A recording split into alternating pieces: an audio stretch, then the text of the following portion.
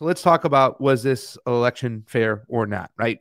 So we're pushing for national sovereignty. We're going to scrutinize these elections and see for them what they are. When I say that the Venezuelan election is one of the most fairest in the world, I mean it. If we had an election like this, if you would ask any of those populist right people who were sitting there pushing back against the Venezuelan election, would you ask them this? Would you have our election system or their election system? If they were being honest, they would say their election system every day and twice on Sunday, because that's the day to vote anyways in Latin America, because it's such more clean, transparent, with checks and balances in a form of a paper trail right in front of your face. And let me say this. Go ahead. The reason they don't say that, a lot of them, not all of them, because I've managed to convince some people with this thread, by the way, which is more than a lot of people have done. I will say this. It's more than a lot of people have done for this election, is convince some of these people that would normally be attacking Venezuela with these statistics and in this data. The reason they don't is because they get turned off because Venezuela is a socialist country. It really espouses the views of socialism. And because they hear the word socialism, they automatically assume that Maduro is Kamala Harris, because they have decided Kamala Harris is a socialist when she absolutely is not. And so they discount anything that is being said, that even if it is statistic, even if it is numbers and data, they completely throw it out because they hear the word socialism, and they have this just almost like natural hatred for anything to do with socialism, which is absolutely in Venezuela not very much at all like what we see in the latte commies and all of those people calling themselves that in the Western world. It's absolutely different. We've talked about this at nausea. Whether it's in Nicaragua, Honduras, all these countries in the global south, they're completely different when we talk about what is left there and what is considered socialist. And even in China, you could say that to what it is in the US. It's a mixed economy. There's markets that exist. The free market exists in these countries and stuff like that. It's just some of the resources they tend to or want to nationalize. They're nationalized. Yeah, they want to nationalize them for the benefit of their own people, to make sure they get them instead of the transnational corporations that are coming in to rape those resources. Let's get to this. Let's get to this thread here, because this is really true. And the reason why we talked about this, we're not trying to convince the right wingers to come on our side and whatnot. We're just trying to push back on the information, everything that we laid out in the beginning, where they try to manufacture consent for an invasion. And you heard what John Bolton said, for an illegal election, they start there. If the elections are fraudulent, that means it's a fraudulent leader. Then America has the right to go in and intervene, because the elections themselves were fraudulent. But if the elections are fair, and especially since a lot of conservatives right now in the populist rights are very sensitive about unfair elections, especially what happened in 2020, we can then convince them to go, hey, wait a second, this country has a better representation of democracy than we do. Maybe we should not intervene. At least we would hope that that's what happened. Let's show the thread. First part of the thread, Jamie, let's bring it up. And thank you all for watching today. Fam, before calling fraud on Venezuela's elections, read this. Go ahead. Okay, so I'm just going to go over it as quickly as I can. So this was just videos sent by our good friend on the ground correspondent, Gloria Guilo, who was there. She's been to many elections. She's been to Venezuela many times. These are people that have been doing this work for years. And so we had Gloria there on the ground sending us detailed information moment to moment. I didn't sleep for the last 2 days. I mean, I was just following this night and day. I was online constantly. And I was watching this pretty much like as if I was there. And upon arrival, the people... Next part of the tweet, Jamie. Upon arrival, the voter gets their designated precinct. They find where it is. So you go to this wall that usually has the precinct designation, the mesa where you're at. So this is known when you register to vote, which you have to register to vote.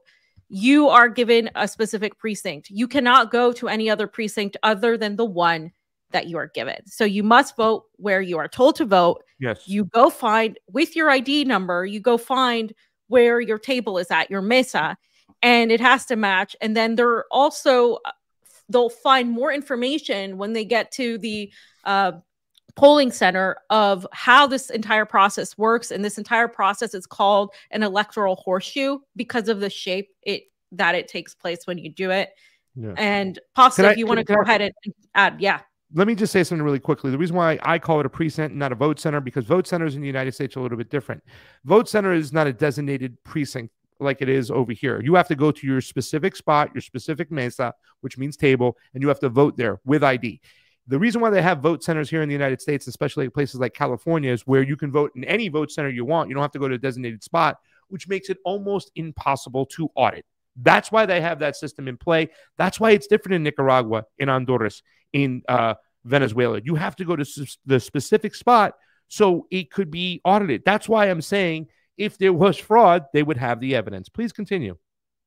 Okay, so once they find their table, right, they get to this table and they show their ID, and then they use this biometric thumbprint verification machine to double check the ID and prevent fraud, meaning they can't go and vote again.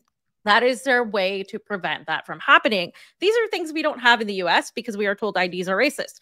But I feel like that's condescending to people because everybody should be allowed to get an ID. Everybody should, that's a citizen, should obviously be, it should be easy for them to get an ID. And in Venezuela, which has been described by many in the opposition and many in the United States as a shithole country, if Nicaragua, if Colombia, if Brazil can all give people in the favelas IDs, how the hell do we not give people IDs in the United States? Well, because they make you say and think that getting your ID checked is racist. And that's just not the case. I was just about to say, fam, that's Republican and racist of you. How dare you, man? You ask a black person to go get an ID. They can't get IDs. I mean, that's the cryptic racism they're using and weaponizing this situation. Yeah. Fiorella just said it very well. In Bilwi, on dirt roads, if they can get an ID, if they can get IDs in the favelas in Brazil to go vote, we should make it easier for them to get IDs. People to get IDs here at home. Go ahead. Yeah, but they don't want to do that because they don't want you to actually exert your right to vote in the US. So, so when they meet this election official, they're explained how the process is going to go, what they're going to see. They show them how it's going to look like on the machine, the choices that they'll have. And again, like this is called an electoral horseshoe. If you want to show the video, yeah, there you go. You're showing it. This is like what we would do. From the beginning, he goes, they check his ID, they find him. He puts his thumbprint there to make sure that's already a sign that he already is going to vote and he can't vote again. Then they do this other biometric thing as well. And then he goes into the voting booth. Yeah. I mean, it's very, very simple. Let me talk about the biometrics. Now, listen, I don't want the thing we have to be aware of, and I don't mean to jump too far ahead because I don't want to talk about this. The reason why there's so much of a push in America with immigrants voting is they're going to push us into digital IDs, right? They're going to push us into getting on the grid. That's why they're weaponizing and demonizing immigrants from voting because they want to move you into further onto the grid. This is something that Catherine Austin Fitts talks about. The biometrics machine that is used in these countries over here, when you talk to people in Honduras and Colombia and now Venezuela, the reason why they do that is they understand the grassroots that is that you have to get to one person, one vote as best you can. If you don't get to one person, one vote as best you can, then the ruling class can actually stuff the ballot box and have fake votes. That's why they use the biometrics machine, because they are making sure they can get to a one person, one vote system in which that will give them a chance to win. There's different ways to skin a cat. There's different ways to cheat an election. One of them is called ballot clustering or stuffing the ballot box. That's why they have the thumbprint identification. So when I say that we need to get to identification, I'm talking about the classical identification. Driver's license, state issued, that sort of thing, not a digital ID, and have day of voting. There's so many checks and balances we can put into play that they have in Venezuela to make sure that we have fair elections here in the United States, but they don't want that to happen. So fam, finally, you were saying. Right. So, by the way, you can't take your phone inside. So they ask them to leave their phone, and they tell them that they're going to see the candidates of each respective party under the name of the candidates under the respective parties. So they're going to see their faces. So they even have like, not just the names, they have the faces. We don't even get the faces in the US. So you can see all of that. And then after this ID verification process, they go to the voting booth, as we said, and then they mark their candidate of choice in the electronic voting machine. But this electronic voting machine doesn't look like the one in LA. It's completely different. It's a completely different voting machine. It's not as like super tacky. It's not connected to the internet. That is the one thing I want to say. The machine is not connected to the internet. This is extremely important for everybody to understand. You cannot tell me that they can hack this machine without it being connected to the internet. It is not possible. When we went to California and we were checking during the primaries, if the machines had portals to the internet, they had portals to the internet. They were not open source. These are open source machines that are not connected to the internet. And what happens is, after confirming their choice, they print out a receipt. The machine will print out a receipt that is a paper receipt, a paper ballot, essentially, that has their vote as well. They drop this paper into another box when they're finished. And then after all polls close, they have to match this paper with the numbers on the machine. If those numbers don't match, it's a no-go. So in order for there to be cheating, they would have to literally, you would have to stuff physical paper. Let me get the numbers. Yeah. Let me give you the numbers on that. Sense. Yeah. So, okay. So what they do is they audit 55% of the machines. In other words, 54%. 54%. So in other words, they have a paper trail. And here's something to understand. All right. So what people are going to say, oh, Fiorella's wrong. It's not connected to the internet. Yes, it was. Well, we want to see the video proof. In Brazil, I went around with my phone to each machine and see if it was picking up internet. It wasn't picking up internet. So it's something called an air gap, right? Where it's not supposed to be connected to the internet. Let's say, for argument's sake, we have a software engineer come in and say, oh, I can plant a bug there. Okay. Let's say you can plant the bug. Well, here's the problem. They're using this machine with a paper trail where it's simply a DRE machine, right? If we can bring that up real quick, the DRE link I have over there, it's called the Direct Recorded Electronic Voting Machine. But they're having a paper trail. So what it does is it's just like a cash register. In the opening, they will show you, there's a video with Maduro's where he went to vote where they showed you the machine is zeroed out. A direct recorded electronic voting machine is there. So in other words, it's like a cash register. They'll show you it's zeroed out, and at the end of the day, people do their vote, and it gives a tally. What they're going to do in Venezuela, though, is because they have a paper trail, they're using the machine in the right way. That paper trail will be put in a ballot box in front of the purview of everybody, right? So they can see it. Now they're going to match up 55% of the machines. In other words, they're going to open up 55% of the polling boxes. They're going to do the numbers to make sure they match. And if they match, everything is good. A type of audit like that is nothing like we see in the United States. United States audits for a lot of these machines. And first of all, most of the machines that we have are just strict tabulation machines. In other words, in California, you make a vote, and that vote is counted somewhere completely different than it's cast, and it's a tabulation machine. And we get no audits and checks and balances. In other words, humans don't even see the actual ballots themselves like they see in Venezuela. In Venezuela, they open up these boxes and they can count these things and make sure they match. 55% of them. So the checks and balances are to take place. So I want to point out these numbers really quickly so you people can understand. Because for the Chavistas to have cheated, fam, they would have had to have known all 45% of the machines that were audited against that were not going to be audited against the hand count. They would have to know exactly which machines. They would have had to know which 5.5 million votes that were audited against the machine. And they would have to know which votes they were counting. So they would have to know 5.5 million of the 10 million votes that were counted. They would have to know which ones were counted. That's almost as impossible, fam, as the flipping of the numbers in the middle of the night of Donald Trump in 2020. Remember the Kevin Sorbo tweet when he said it's like flipping a coin 100,000 times and it coming up heads every single time. Believe me, that's what they would have had to done. The Chavistas would have had to know exactly which 5.5 million votes were to be counted.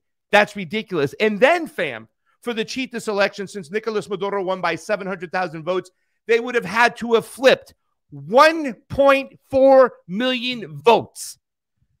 The cheating would have been evident in real time. You would have seen it right there. You would have understand, as the opposition candidate, where your bread is buttered. In other words, you would know which area the majority of votes would come from and which were not going to come from. So you would have been able to flag it in real time. We would have seen pictures out in front of the doors saying, this machine needs to be audited. The numbers are not right. We have everybody here. We know we can go back and we can do an exit poll audit. Give us the names of people if you don't want to show us the ballots. But they would have flagged machines in real time.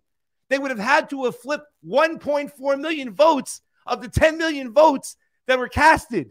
With an audit system and a paper trail right in front of you, it's damn near impossible, fam. The corruption would have been caught in real time. It's BS. That's why they're making these broad claims. Oh, these Smartmatic machines can easily be flipped. No, they're using it as they're not using it as a straight tabulation Smartmatic machine like the ones they use in the Philippines. This is simply a DRE machine that records the numbers and stuff, but it spits out a receipt and it's hand counted right in front of you. So it's not. You're telling me that Chavista's flipped? You're wrong. It was a fair, free election. You're using broad, baseless terms to try to say it was cheated. It is not. And if the United States had an election half as transparent as this, as half as solid as this, we'd have different people in office right now, fam. Sorry, go ahead. No, I was just going to say it's funny because there was a tiff between Brazil and Venezuela because Venezuela said that their elections were better, and they actually are because they have more of a security measure, more of a paper trail than the Brazilian elections, which were decent compared by our standards. But these actually have a full-on paper trail. You cannot tell me that these machines are actual full-on computers.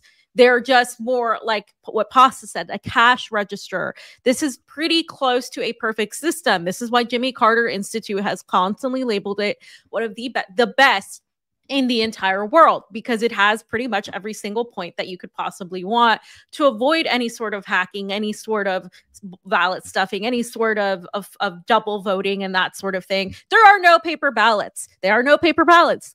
You vote. It's from on Sunday from 6 a.m. to 6 p.m. And if you're in line at 6 p.m., you still have to vote. So all of that stays in place. And there is no, well, I might vote, send my envelope in, which will be open a month later, and then we can have a final count.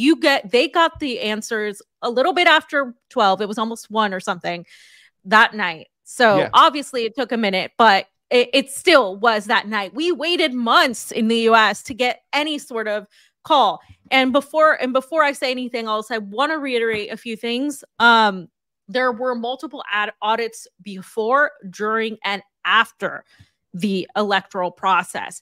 These audits also involved the party members of the participating candidates.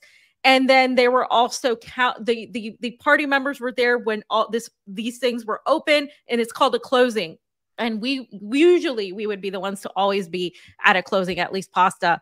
So that is a huge thing. And again, I want to reemphasize that the machines print out these reports, and then when the audits take place, the paper receipts are reviewed to see if they match the machine reports. If they don't match, then you have to find what is wrong, and it'll be very easy to find what is wrong. These results are then sent to the National Electoral Council, which is the center where all of this gets sent, and everything there is tallied up. So it is a central process, but the entire thing is overlooked by witnesses, which are not just national and international observers, but also journalists and also the public and the people who are the respective representatives of each of the parties. So you have a million times more of a chain of custody and a watchful eye of the public than you ever have in the US. I would love for the US elections to look like this. So let me just say this much too as well, for the people out there who are calling about the Jimmy Carter Institute, saying it's one of the best in the world. The Jimmy Carter and James Baker convention that they get together, a joint session, Republican and Democrat, also conveyed the fact that in America, the mail-in ballot system, mass mail-in ballot system, is the area most ripe for fraud. So I hope you're consistent when we call it the other way, like we did in 2020. And by the way, one of the easiest ways to make sure that their election is easy, transparent, and for the public to understand is to simplify it.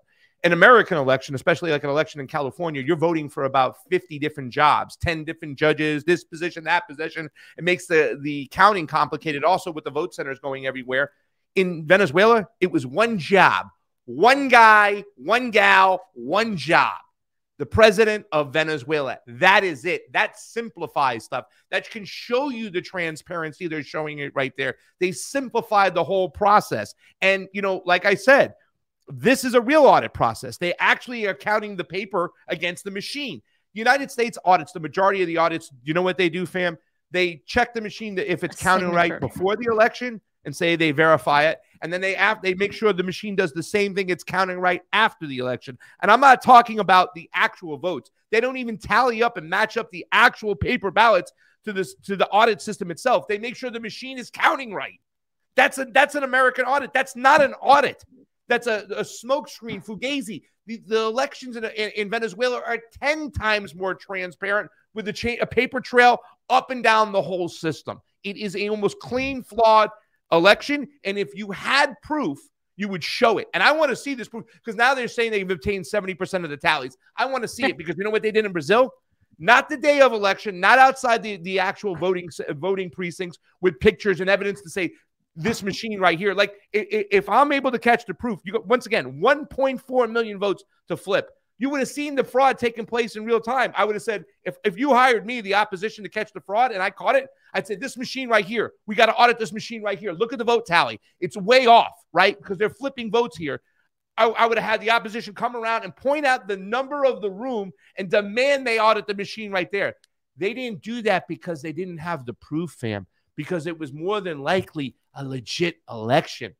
You catch that proof. You catch the fraud in real time. This is a great election system, and I wish we had it. The only thing I would change differently, let's audit 100% of the machines. Yeah. Let's do that. Okay, maybe you could do that, but 55%? When I talked to my friend from Dominion yesterday, he goes, that's a strong audit. That's a real audit. We don't have real audits in the Americas. We have a fugazi thing that's going on. They're not flipping 1.4 million votes without you seeing it, you donkeys. So no matter how hard you try, no. We got you, and we weren't even on the ground.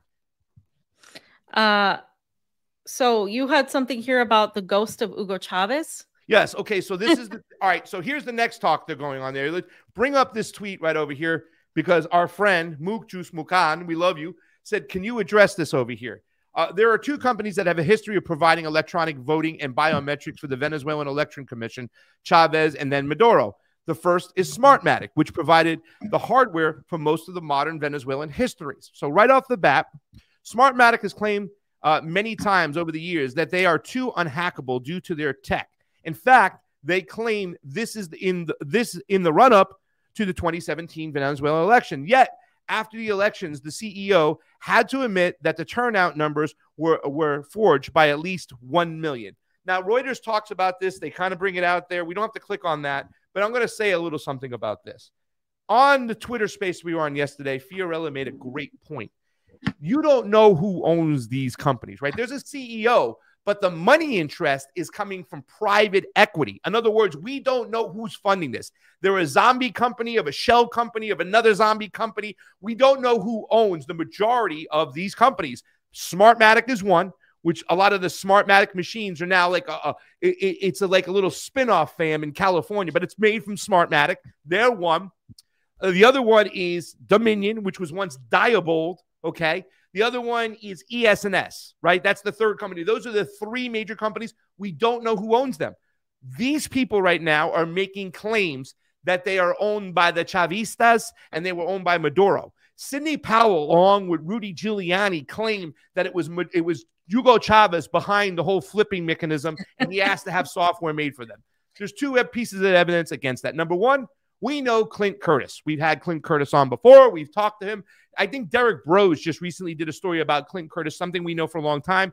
3 years before the election, they claimed that Chavez asked a software engineer to make a flipping mechanism, flipping software, and put a bug inside the machine. Clint Curtis had already been approached by the legislation in Florida to make that same flipping device. It was before Hugo Chavez even came around, right? And to think for a second that it's an evil, diabolical thing, like no American software engineer was ever approached to fix an election in America that it came for Hugo Chavez is just ridiculous. Jamie, if you can click really quickly, okay, the Smartmatic EC21, because that's the machine that's used in Venezuela. Click that link real quick. I'm going to show you something. Number one, we already know that somebody was approached about it before. Number two, Smartmatic, a shell company, right? It was involving in the Filipino one. Is that my article? It's the CNN Business. Is it the CNN Business one? But what I want to talk about it, no, that's not the one I want. Let me get the right one I want, because it's the one I'm talking about that I have up there is the Smartmatic website itself. Let me get it. 1 second. It's very important that I get this, because you have to understand that. Yeah, because so right now the right wing, who thinks they're very smart on there you go. Jamie's these got elections, they're claiming that these are the same machines that were used to steal the election against Donald Trump. That's essentially, and that were used in Brazil to also steal the election, which they also have no proof of. Right there. Stop right there.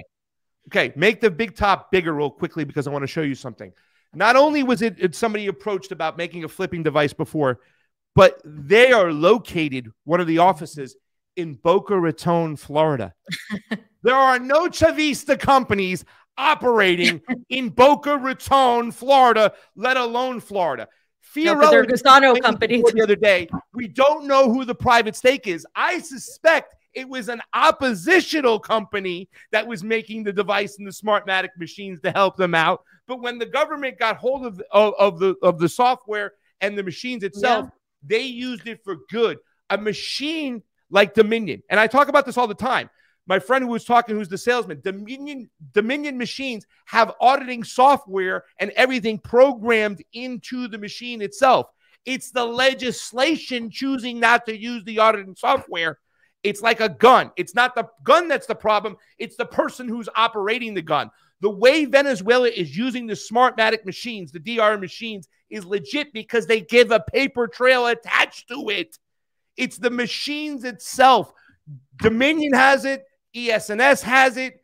Smartmatic has it. It's not the machines itself. It's the way you use it and the software. If you build in checks and balances with hand counts to match against the machines, you are using the machines in the right way. So to say that it was a Hugo Chavez company flipping votes, you're completely wrong. We have a paper trail attached to it. So it's the way they use the machines itself. Is what I'm trying to say. So what Pasta is trying to blame Hugo Chavez, and it's naive to believe that story. Go ahead, fam. Unless Hugo Chavez can come back from the dead, and that'd be great, because I mean he was pretty awesome. No, it's what you're trying to say is it's not that these machines are the bad guys. It is the people manipulating these machines that can program these machines to do whatever it wants or to not do whatever it wants, and enact legislation that either controls elections in a bad way, in a way that benefits the oligarchy, or of course allows it as a mechanism to enact a free and democratic and fair election process like we have seen here in Venezuela, right? That's essentially what we're saying. I gave you the hard numbers. You got to flip 1.4 million votes, and we're not going to see it or have the evidence. I mean, you got to know exactly which one of the 55% of the machines. That's why I said, did anybody go to see an audit? Because I want to see the audit that took place. This is why, really, ladies and gentlemen, why you have to support our work, why you have to help us out, and why we have to talk about a few things. We needed to be there. We needed to ask questions about the audit process. We had to verify and film what machines they are using, if they're all using those machines. We had to verify so many things because that journalists that went there, some of them are friends, some of them not our friends, are not asking the questions that we're asking. It is true that there is a little incompleteness in our work because we weren't given the opportunity to get on the ground to ask the questions, to push back against any false narrative of what's really going on. And let me tell you this much. If me and fam went there and we found the Chavistas cheating, we would call it out in a heartbeat. But what they're doing is one of the best systems in the world. And I would switch to this system every single day of the week. I would push for a 100% audit, right? Of course. You know what I'm saying? But this system is so clean and so fair. And by the way, our friends who did go to the final rally before the rest period before the election itself, that looked like a beyond Donald Trump crowd. I saw hundreds of thousands of people. It was millions. Support Maduro. I mean, it was ridiculous. Millions. So it was millions. Oh my God. It's another Bolsonaro. Look at him in the streets. Lula. No, you don't know what's going on. We went to the ground on Brazil. We saw what happened. And even in the Brazil election, I can find the fraud. I can, without the paper trail, the way they do that. So I would be able to find it. I really would. I would demand that certain machines get audited and then do knowing the people who went to each precinct, I can audit that result right there in front of you. This even has better securities, checks, and balances built into the whole process. They have a paper trail, ladies and gentlemen. They're not flipping 1.4 million votes without you seeing it, please.